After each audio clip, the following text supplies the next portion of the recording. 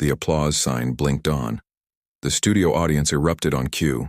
Trained claps, wide grins, and a dozen cameramen swooping in like buzzards circling a glittering carcass.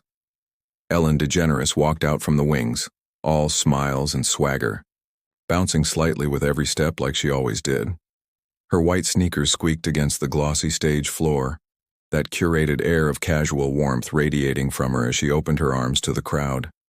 "Well, well, well," she beamed, voice light. "Look who the tide dragged in." Johnny Depp emerged from behind the curtain, but this wasn't the Captain Jack version. No eyeliner, no devil-may-care grin. This was a different Johnny, paler, more weathered. Black shirt under a crumpled gray jacket. His hair pulled back, fingers littered with tarnished silver rings. He gave a modest nod to the crowd, lips barely curling into a smile. He didn't wave. Ellen gestured toward the plush chair beside hers. "Have a seat, my friend. Long time no deposition?" The crowd laughed, lightly, nervously. Johnny didn't. He sat down slowly, posture loose but not relaxed. He scanned the set, the pastel walls, the cloying warmth, the fake fern in the corner like an unwanted prop in a play he'd been dragged into. Ellen cocked her head. "Not a fan of lawyer jokes anymore?" Depp gave a small chuckle, a tight, bitter exhale. "I've had enough lawyers for a lifetime." More laughter from the audience. But it didn't touch his eyes. She pressed on. "Let's talk about your latest adventures. No pirates this time, just courtrooms, headlines, and shipwrecks." Something shifted. Johnny leaned forward, just enough for the camera to catch the twitch in his jaw. "What exactly are you implying?" Ellen raised her eyebrows, feigned innocence. That smirk, half charm, half shield. "Nothing. Nothing. Just saying some ships go down for a reason, you know." The crowd chuckled again, unsure this time. It was the laugh of people who didn't know if they were supposed to be laughing. Johnny's tone dropped, cold and surgical, and some people pushed them down to keep their own afloat. Silence. A full second of dead air. In television, that's an eternity. A producer shifted uncomfortably in the control booth. A camera operator paused, sensing the atmosphere shift like a storm front rolling in. Ellen's face didn't crack, but the twinkle in her eye dimmed. For a moment, her hand hovered over her cue cards like they might save her. They wouldn't. Johnny sat back, crossing one leg over the other. Calm now, but coiled. "You invited me on your show," he said evenly. "And I showed up, even after what you didn't say, when it mattered." Ellen folded her hands carefully. "I don't take sides." "No," Johnny nodded. "You just profit from the fire, then act surprised when it burns." The audience didn't know what to do.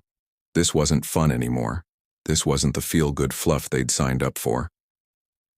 Ellen had danced through celebrity scandals before, dodged them with a grin and a quip. But this wasn't dancing. This was blood. Johnny uncrossed his legs and stood up slowly, the way someone does when they've said everything they came to say, and nothing they didn't mean. He didn't storm out. He didn't throw a tantrum. He just walked away, past the "Be Kind" sign glowing neon in the background like a bitter joke. The audience clapped awkwardly, unsure if the segment was over. Ellen stared after him. Mouth, a thin, unmoving line. Backstage producers scrambled. Legal whispered. PR phones buzzed. On the surface it would be packaged as a moment, a hiccup in the machine. But something had broken, not just between two celebrities. Something older, something colder. And it was only beginning. The world watched the clip 100 million times. But the real story, it didn't start in that studio.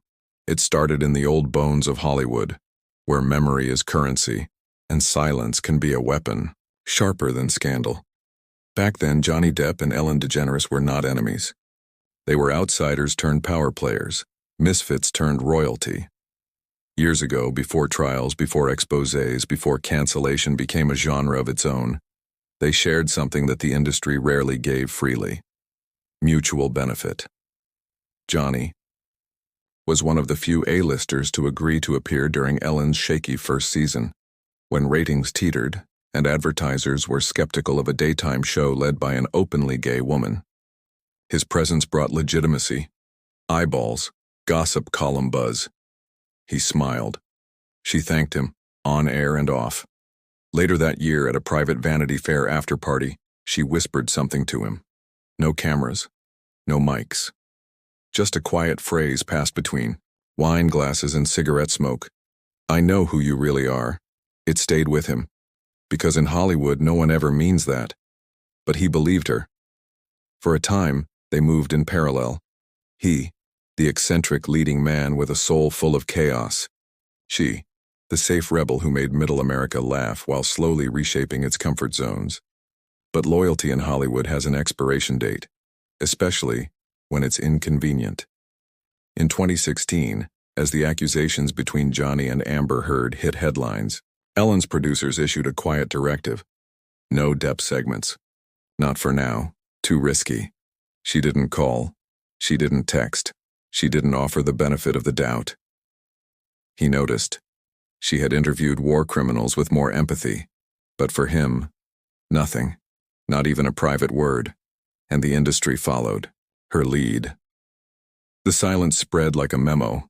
What the public didn't know, what Johnny never forgot, was that there was more between them than just appearances. Years earlier, Ellen's production company, a very good production, had co-invested in a noir-style indie film Depp was developing. A passion project. It never made it to release. Budget issues. Distribution drama. But the financial paper trail still existed. Old contracts. Deferred salaries. Intellectual rights split in strange proportions. It wasn't just a friendship. It was a business tie. So when Ellen kept her distance during the chaos of Johnny's defamation trials, it wasn't just emotional betrayal. It was strategic distancing. She knew their connection. Her lawyers knew it too. She didn't speak in court, but her silence became a form of testimony. In private, Johnny replayed it over and over.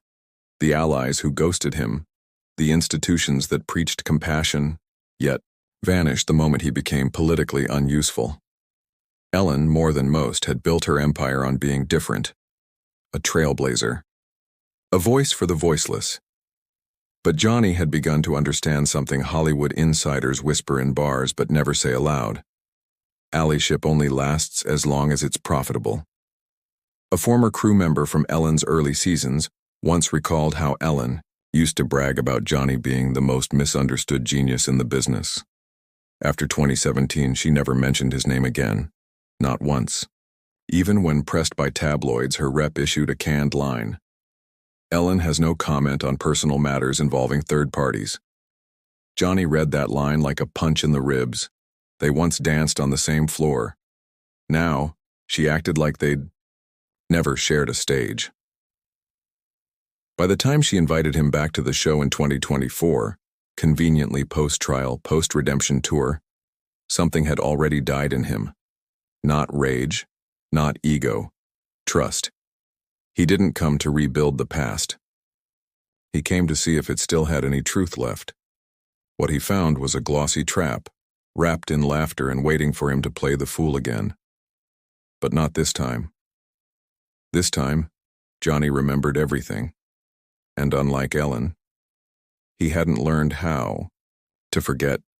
It was never just an interview, not in Ellen's world. Not in the final year of a faltering brand. Her show had once defined daytime television, a perfect cocktail of feel-good fluff, viral dances, and sanitized rebellion. But by 2024, the empire had cracked. Whispers of backstage cruelty had turned into leaked testimonies. Former employees described a hostile workplace beneath the glittering kindness veneer. Public trust faltered. Ratings tanked. Sponsors hesitated. Ellen needed something big. Not just to distract, to resurrect. Johnny Depp was that something. He hadn't given many interviews since the defamation trial. When he spoke, it was usually through lawyers or carefully worded social media statements. He was elusive again, shrouded in mystique. Exactly what television producers crave. But most networks were too cautious to touch him. Too controversial, too risky. not Ellen. She knew how to spin broken reputations into clicks. She'd done it before. Convicted felons, disgraced YouTubers, controversial politicians, all wrapped in a warm couch blanket and reintroduced to America with applause. Her producers pitched it in a meeting like a golden ticket. Depp, one-on-one, post-trial, candid but light. Redemption meets ratings. It wasn't about conversation, it was about control.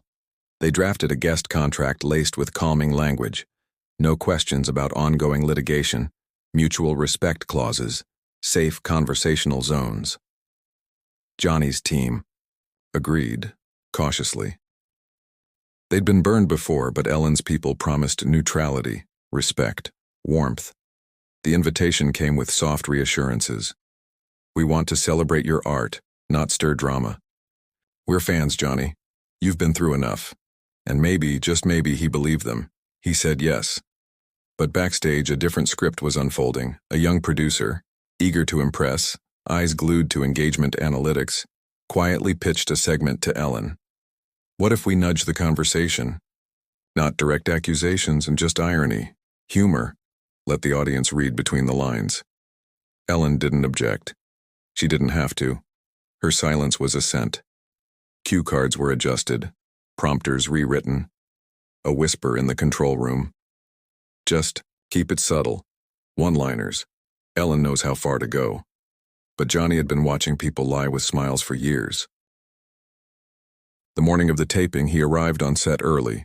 Too early. A coffee cup in hand, sunglasses on, silence in his step. A makeup assistant tried to joke with him. He nodded politely but said little.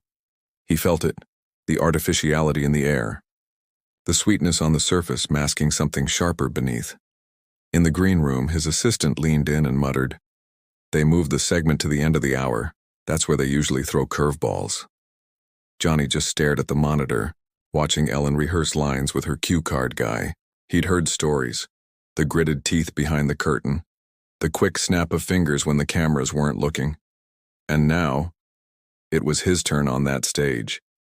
When Ellen welcomed him out with that signature grin and opened with the line about depositions, it was a warning shot, dressed as banter. His eyes narrowed. The promise had already been broken. He glanced once toward the producer's booth. He saw a headset tech whisper into Ellen's earpiece mid-segment. That's when it clicked. They weren't here to heal wounds. They were here to use them. To package him into a viral soundbite. To make him charming or monstrous, whichever sold faster. This wasn't an interview. It was a slow ambush in pastel lighting. But what they didn't plan for was resistance. Johnny didn't raise his voice. He didn't flip the table. He saw the trap, and he cut his own way out, with words, with ice, with silence. Because if Ellen had forgotten who he was, he hadn't. He'd learned to survive before cameras, before lawyers, before America decided what kind of man he was allowed to be. And today, under the hot lights and fake smiles, Johnny Depp would no longer play along. It was supposed to be the third act of the segment, the wind down, the feel-good portion where the guest shared a quirky anecdote. The host laughed too hard, and the audience clapped along like trained seals. But Johnny wasn't laughing, and Ellen wasn't done. She shifted in her chair, her sneakers planted firmly, gaze narrowed ever so slightly, the smile on her face more muscle memory than warmth. She glanced briefly at the prompter, then locked eyes with Depp.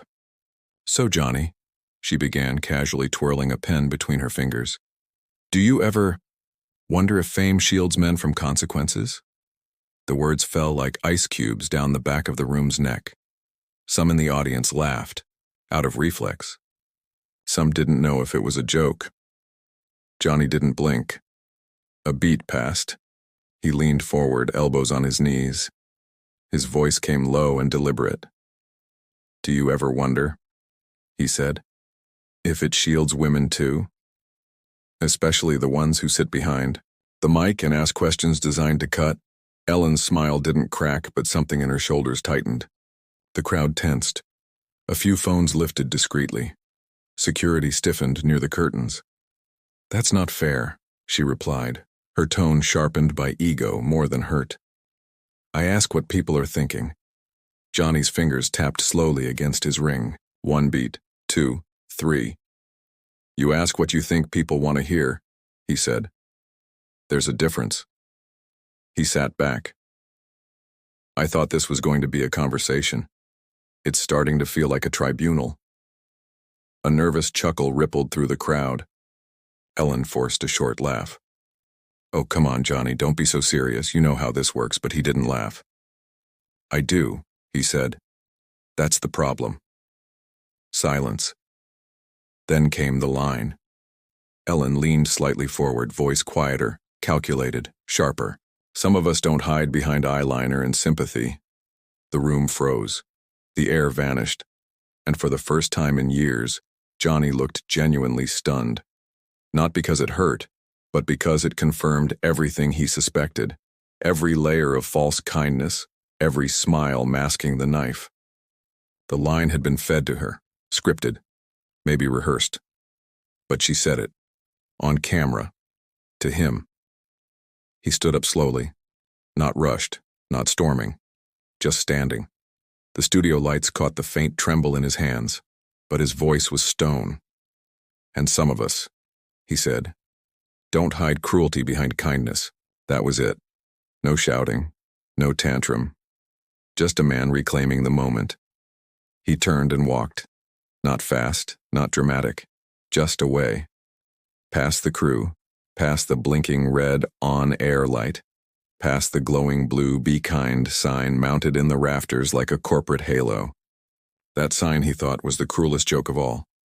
Backstage, Ellen sat frozen, her smile now visibly cracking. The control room burst into chaos. Cut to commercial. Kill the mics. Pan to audience. Get a damn laugh track up.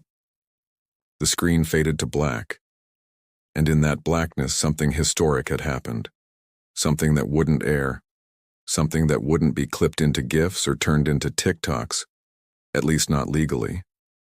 But the damage had already slipped out like smoke. Audience members would tweet half sentences. Fan accounts would post blurry backstage footage. Someone would leak a portion of the raw tape to a Substack journalist in Brooklyn. The internet would feed itself. But no edit could recapture the chill that moved through that room like a ghost. That moment wasn't about cancel culture. It wasn't even about justice. It was about exposure. About a man who'd been branded everything from hero to abuser. Finally seeing the game laid bare in front of him and choosing not to play. By the next morning, the machine had done its job. Johnny Depp storms off Ellen. Ellen shaken after on-air blow-up. Talk show turns toxic. The headlines were bold, fast, and nearly identical, as if someone had sent out a press memo with fill-in-the-blank outrage. But what the world saw was not what had happened.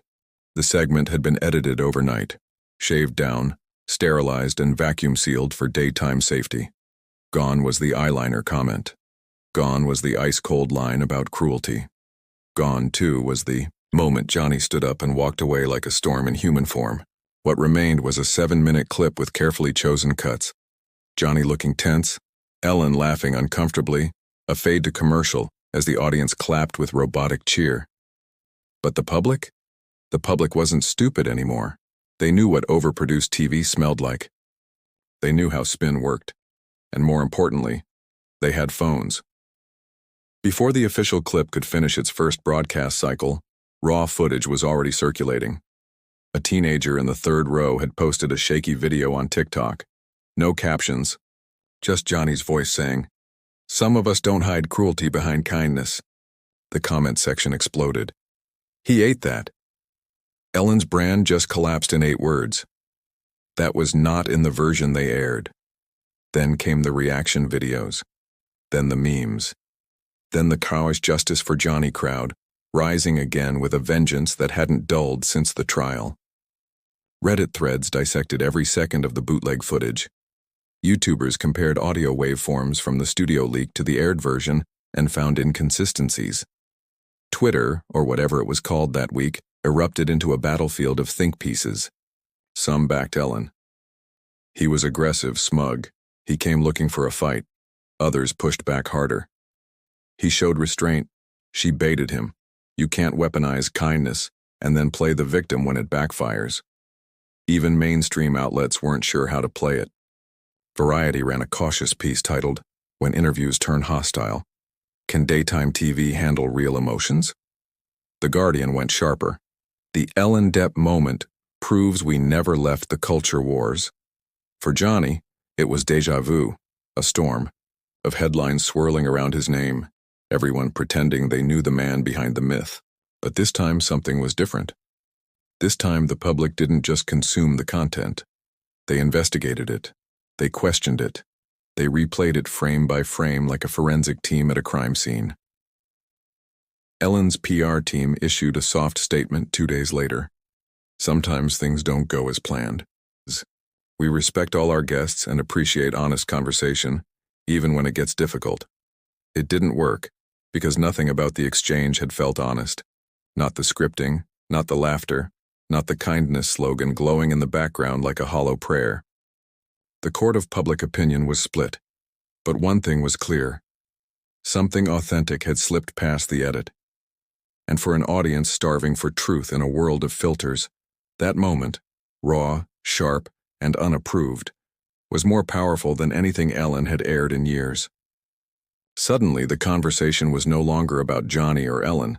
It was about the machinery, the masks, the way media sells redemption arcs and rehearsed pain like seasonal products, and what happens when a man refuses to read the script handed to him. This wasn't just a segment gone wrong. It was a cultural crack in the set design, and through it, the world was watching. Inside the soundproof walls of Hollywood, the fallout echoed louder than the broadcast. Publicly, no one said much, but privately, behind gated studios and marble-floored agencies, phones buzzed, group chats lit up, and reputations were quietly recalculated. At William Morris Endeavor, an assistant forwarded a clip of the backstage footage to a senior agent with the note, "This is going to age badly for her." At CAA, a former Ellen writer texted a screen-capped tweet to a colleague. "She poked the pirate. Now she's walking the plank." Across the city, agents, producers, and executives were divided, not because they didn't know who was right or wrong, but because in Hollywood, truth is secondary to risk. Some saw Johnny's outburst as a liability. "He's combustible," muttered a showrunner during a lunch meeting in Studio City. "You never know what version of him you're going to get." Others disagreed. "No," said a streaming executive sipping overpriced cold brew. "He didn't explode." He corrected her, calmly. "That takes control." In a quiet office in Burbank, one of Ellen's former senior producers was more blunt. "She forgot the rules," he said. "You don't invite someone like Depp unless you're ready for raw. You don't bait him and expect confetti." It wasn't just industry talk. On private calls, network heads discussed damage control. "How bad is this really?" one asked. "It depends," replied the PR fixer on retainer. "If he releases a statement, it's a war. If he stays silent, the internet builds him a statue." Silence. Then a decision. Monitor. No escalation, no apology. But silence had its own gravity, and it wasn't just Ellen's camp feeling the weight. That week, Jimmy Kimmel Live. Writers snuck in a half-joke during the taping. So apparently pirates don't like talk shows, either. Good to know. Laughter. But it was barbed. Every talk show host was now on alert. If Depp could derail Ellen, the queen of daytime, then no one was untouchable. No brand was immune. No handshake came without risk. The irony? Ellen had once been the safe space, the comeback couch, the stage where scandalized stars were forgiven with a laugh, a dance, and a well-timed commercial break. Now she was the one under analysis. Her body language, her tone, her intentions. Clips were dissected in editing bays and green rooms like anatomy lessons. Meanwhile, Johnny? He didn't say a word. He didn't call a reporter. He didn't tweet. He vanished. And that silence was deafening. It made him unpredictable. Magnetic. A man who had already been burned by Hollywood's machine, and now chose not to explain himself to it. Studio assistants whispered about him, in hushed tones, I heard he walked out without even collecting his fee. He threw the water bottle straight in the trash before leaving. Someone said he stared at the "Be Kind" sign for a full 10 seconds. Maybe none of it was true, but truth didn't matter. In a town built on story, perception is power. And right now, Johnny Depp was reclaiming both, not with a scandal, but with a refusal to play his part. Ellen's camp, meanwhile, began to splinter. A junior staffer leaked to a small blog. She knew what she was doing. The eyeliner line, that was rehearsed, twice. Producers denied it. But the damage had legs. Public sympathy waned. What was once seen as a brave interviewer holding a man accountable now looked more like a tired host lobbing landmines for views. The golden glow that had surrounded Ellen's empire, the clean set, the soft lighting, the "Be Kind to One Another" mantra, all began to flicker. Hollywood watched, not with shock, but with the quiet calculation of people who know an empire is falling and are just waiting to see who gets crushed in the rubble.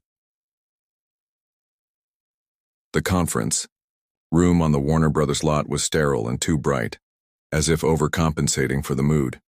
The walls were white, the coffee burnt, and the faces around the table were tight with stress. Ellen sat at the head of the table. Legs crossed, arms folded, her expression unreadable. Her hair was perfect. Her silence, loud. To her left, an executive from the network. To her right, the showrunner. Across from her, 2 members of her crisis PR team, young, polished, terrified. One of them broke the silence first. "We need to get in front of this." Ellen didn't respond. She stared down at her tablet, scrolling through the avalanche of headlines and hashtags that refused to disappear. Another voice chimed in. Her lead producer, old school, sharp-tongued. "You can't bait someone like Depp and expect him to smile through it. You know he's not a talk show puppet." Ellen glanced up slowly. "I didn't bait him, I asked a question."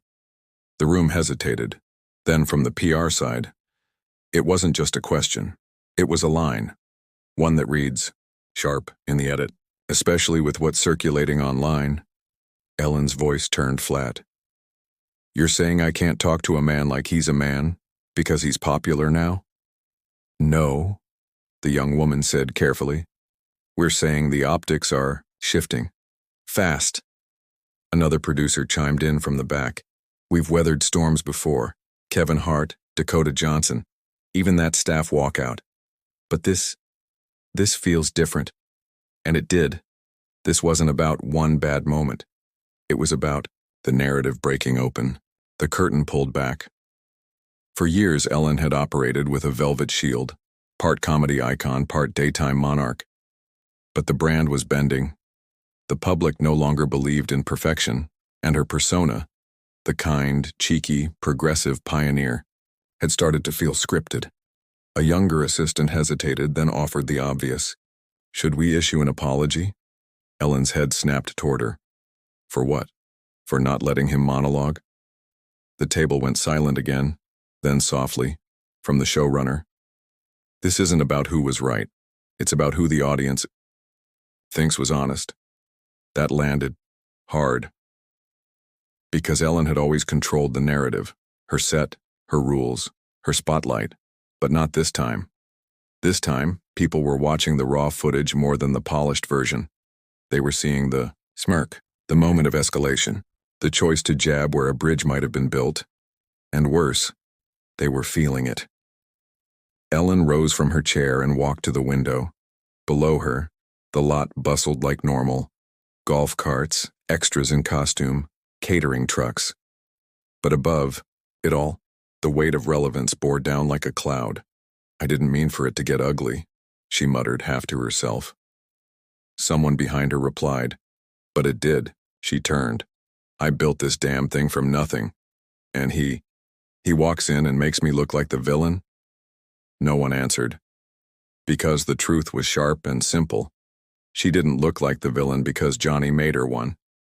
She looked like the villain because people were finally watching without the studio filter.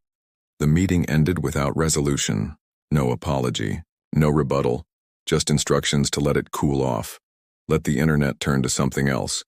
But in the days that followed, It didn't cool. Sponsors paused deals. Streaming services removed the best of Ellen playlists from homepages.